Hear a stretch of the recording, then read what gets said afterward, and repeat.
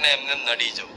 અમુક લોકો બીવા છે બધા, કોક માતાજી મોકલે, મારી માતા તને જોશે, પેલા તો રાતોરાત ઊંઘ ના આવો, પેલા માતા મેલી છે શું થશે? અને બીજે દાડ જો ભૂલથી બાઈકમાં પંચર પડ્યું કા બાઈક લઈને છે અમથા પથરો બથરો આવીને છોલાયા તો તરત એના તો એ જ દેખાય, હારું પેલા માતા મેલી ના બાઈક લઈને પડ્યો.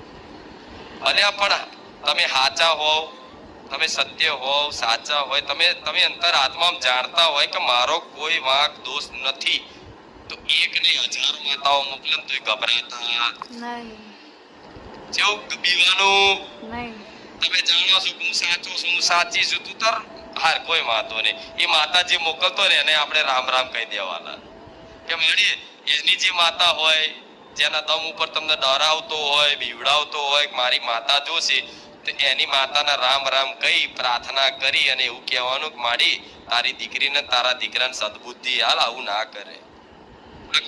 ગુના જાતે કરે છે, શીખ હાલ થોડી. એની માતાને બેસી મતલબ કેશો ને પ્રાર્થના, તો એની માતા એના બે વરગાડીને કે